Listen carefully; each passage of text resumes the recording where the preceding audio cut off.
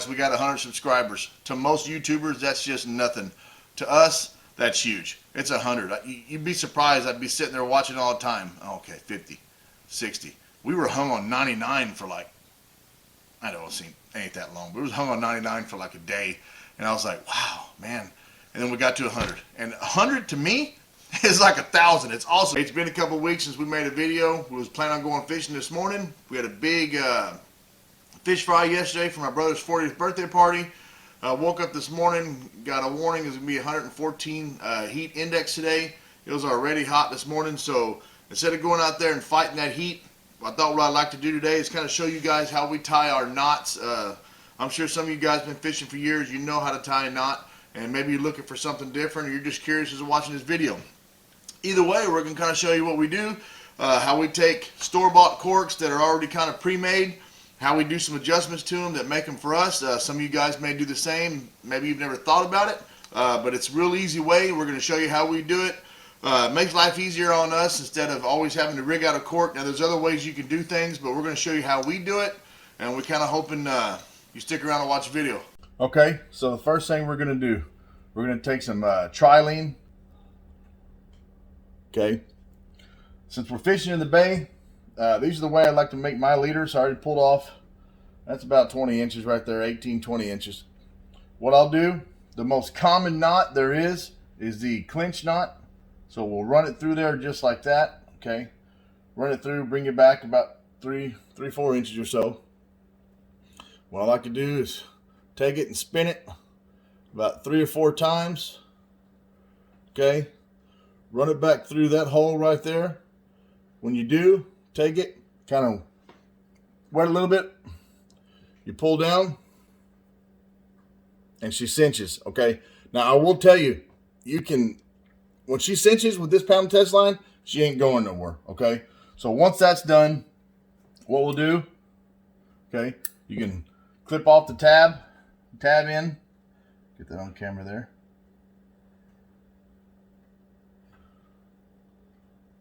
And you're ready to go. Now, bring it back to the leader or a cork, whatever you want to tie it to.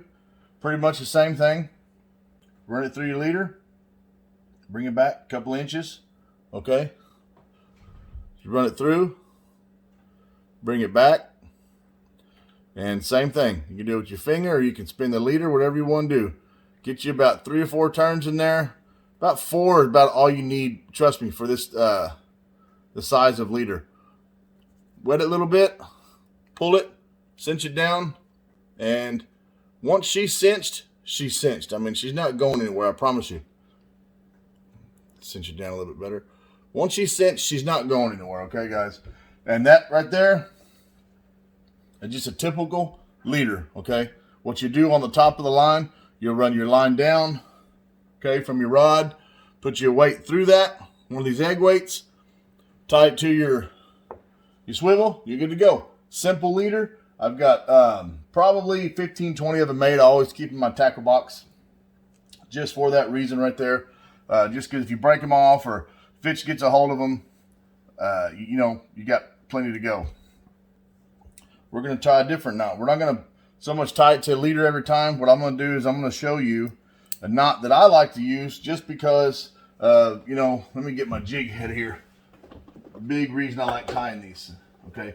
I call it the Rapala Knot. I learned this a long time ago, actually watching a YouTube video. Saw a guy tying it. I was impressed with it. I said, I want to see if this truly works, okay? Again, same thing, 40-pound test. Keep the 40-pound test. Cut you enough of what you think, you know, what you feel comfortable with. You got to kind of go with the depth of the water. You're fishing shallower water. You want to keep that jig head just a few inches off the bottom. Or if you want to try to keep it about midways, you know you're fishing in 18 inches of water. Well, you know, have you something 9 inches on the bottom of that popping cork or that leader or whatever you want to do. So, what I'll do, first thing we'll take and we'll tie a knot, just an overhand knot, okay? Tie it and leave about 4 or 5 inches of extra string, okay? Just like that. Don't cinch that knot down too tight. Now what you want to do, you want to take it, run it through your jig head, just like that, okay? Come back, run it through the knot that's there. Kind of suck it down a little bit to where your knots is just maybe a 1/2 inch, 1/4 inch off the jig head. Okay. Now, when you do that, the piece that you ran through that knot, you want to take it, roll it over 2 times. You can even go up to 3. Don't go any more than that because it bunches up too much. When you do that, run it back through that knot, okay? Wet it a little bit. And when you do, pull the tag end and the live end together. Once it kind of binds up, you're good. Then take it and pull it tight just like that. Now what that does, trim off the tag end. Okay, you can trim off as much as you want. What that does, that allows that jig head on that leader to be free. Okay, it's not bound up at all. When you're popping a jig head, you'll see it. You know, it'll just be nothing holding it. It's just because what happens a lot of times, these leaders, I know it don't seem like much, but with these leaders, they get kind of thick, and it kind of restricts how the jig head, or the bait on the jig head is, you know, bouncing. You're trying to make it look as excuse me, lively as possible. So that's what it's for. Simple knot. I call it a Rapala knot. Some of you guys may call it something else. I'm sure there's a bunch of different names for it, but that's how I learned it. Been using that knot for years, and it's really worked well for me. So, you know the old saying, if it ain't broke, don't fix it. Okay, here's another one. You guys probably know this knot. This is probably one of the most popular knots there is out there. Okay, Palomar knot. Now, the way I do it, the way I've seen it done, I guess it's the only way you can. What you want to do, you want to take you some line, okay, fold it over, have you about, I don't know, let's just, for right now, we'll just say 4 or 5 inches, okay? Now, where it's doubled over, okay, where it's doubled over, you want to pinch, okay, put it through your hook. Okay, now when it comes through your hook, pull a little bit. And what you want to do, okay, you want to tie an overhand knot. But when you tie the overhand knot and you get it going, before you cinch it together, you're going to wrap it around the hook and string and all. So you got the overhand knot. Now take it, pull it like that. Now run it over the hook itself before you cinch it down. When you run it over the hook itself, then you can go ahead and pull tight. Wet it a little bit. Pull it tight. And that's what you get right there. Now, people use different knots, different size leaders for different hooks. Get that right there. That's what you're going to look like, okay? Now, this is probably, they say this is the strongest knot there is. I don't know. I don't know what I'm fishing for. If I'm trying to make something look live, I'll use the Rapala knot. If I'm in a hurry, I'll use my clinch knot, even improved clinch. But again, you know, this knot, it's pretty stout, it's pretty strong. I've heard, you know, all over the internet and everything else, this is like the strongest knot there is. So, you know, you can take it and pull it real hard. Once it's cinched in, it's not going anywhere. So that's a great starter knot on a hook. You don't want to try to tie this on your, you know, end of the leader on your cork or something, because you don't have the room to wrap it over and go around everything and come back. Okay, so let me see. There is, I don't have any braid here with me. I'll film that on another video when we're out on the boat, of how I tie braid. There's a few different ways people tie braid. You know, braid has that kind of waxy film in there, so if you don't tie it right, it'll slip right through when you pull everything. So, okay, here's the one thing that I'm going to show you guys I like to do. This is already one of the pre-made corks that you can buy. This is a Tsunami. They make a bunch of them. They're good corks, that's why I reuse them. So when you buy them from the store, they already come, you know, they go along a 1 ounce weight. Now the problem with the 1 ounce weight on these corks is it's pretty heavy and it weights them down. It pulls them down to where you've only got about like that much over the water line, and sometimes it's hard to see. So, plus I don't like the whole lot of play they have there. I just don't like that. So what I do, you guys probably see me using, I just buy an old pair of fingernail clippers. They're the best, especially for mono. Not so well on braid. They'll work a few times, but braid's pretty stout. So when they come with all the equipment you need. They come with some swivels already. You're good to go. You want to keep those little orange, you know, I guess they're called leader corks. I don't know what they're called. I think they're the ugliest thing in the world, but they serve a purpose. So what I do, I keep everything there. Now what I have here is some Suffix 80-pound test, and the reason I go 80-pound test on these corks is a lot of time we're doing a lot of popping. I try to keep it to where it's pretty much almost the same, you know, size line they bring or they sell in the store, and I do that just because you know it fits through that hole better. You know what I mean? Just kind of taking up the gap. You can do what you want. I've used 40. I've used 30. So what I'll do is I'll cut me. You don't need very much on this, okay? I'll probably cut, I don't know, maybe 16 inches. You're going to have some waste on there, but it's okay. You want that waste a little bit, and I'll show you why. You want that flexibility to move it around how you want to. So we'll put that back on there. And what I have here is just some basic, some leader pliers, okay, some crimps. These right here are 15 to 45, and I believe these are the wrong ones.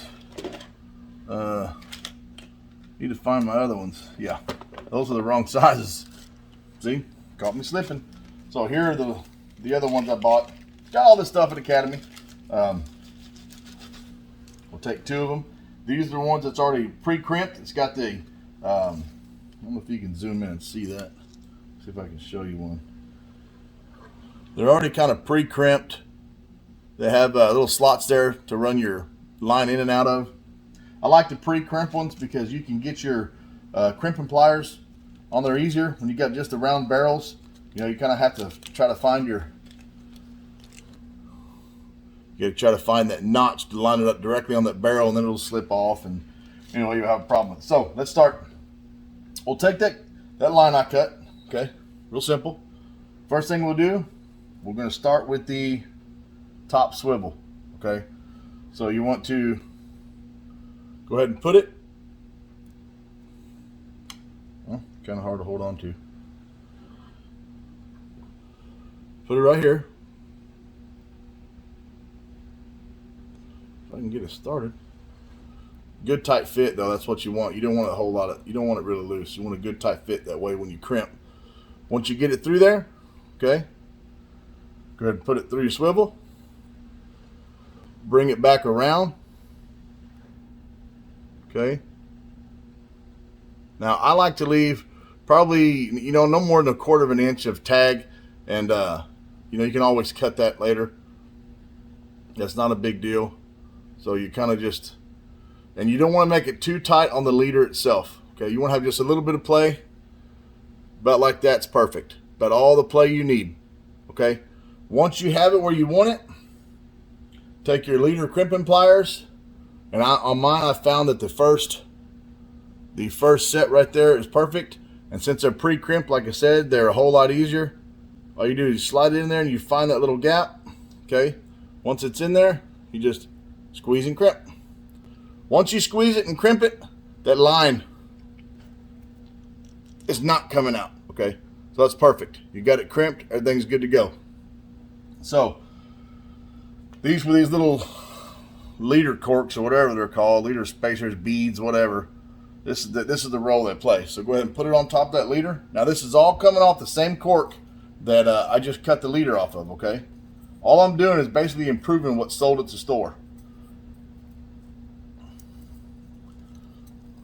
Okay, you run it through the bottom. Now we're gonna do the same thing. You start with one of these little leader beads. I'm just gonna call it leader beads, sound pretty cool. Okay. So once you get that leader bead on there, now 9 times out of 10, they come with a 1 ounce weight. 1 ounce weight, again, like I told you guys, too heavy. So I'll take a 1/2 ounce weight. Okay, even a 3/4 ounce at most. I'll take that on there. I'll take that other leader bead that comes with it. I'll put it through there. And what this leader bead does, it kind of separates. It keeps, number one, it keeps the line from going up inside the cork. Okay, it's kind of a spacer. Keeps that weight from, you know, banging that little plastic piece on the bottom if you use it as a popping cork. So that's the only reason I like them. My only justification. So we'll take that just like we did last time. Start with putting it in there. Okay. Find your swivel. Bring it back. Now on this side, like I said, you see I got a lot of waste, but you know, I like that because it's easier for me to move my hands around and I'm not trying to grab everything, you know, big fat fingers I got. So what I'll do, okay, now I've got it where I want it. I'll hang it upside down. And you saw how sloppy it was when it came. It had a lot of slop in it, and I'm not a fan of that. So what I try to do is I just cut that slop down. I bring it to where she's about, I'd say about right there. It just gives it just enough wiggle room for the weight. Okay, it's not real tight. And there you go. So again, all you got to do, find your pliers there. Find where it needs to go. Sorry, bad camera angle. Let me see if I can improve that for you. Okay. Being it's already pretty crimped, it's got a little slot there. Find your little pliers. Get it in the slot. Squeeze. Okay. Now it's squeezed. It's crimped. It ain't going nowhere. Okay. When you're done, take right there. Cut your tag end off. And you're good to go. You got a whole lot better cork now. They don't have a whole lot of slop. It's half the weight that it was, so it won't, you know, like I said, the water line is about right there. When you got that 1 ounce weight with that ½ ounce weight, she'll pop up a little bit better and you'll sear a whole lot better. Okay, still plenty of casting weight with this 1 ounce and everything on here. You probably still got an ounce or more of throwing weight. So that's how we make our corks. That's how we improve them. These swivels, everything that comes with is great except for the weight. It's a little heavy, but most of us have got some ½ ounce weights or some 3/4 ounce weights. I haven't tried it with a 1/4 ounce weight, but I'm sure you could. If you got a good spinning rod or a good bait casting rod, you could probably flick that out there pretty good. Like I said, I use the lighter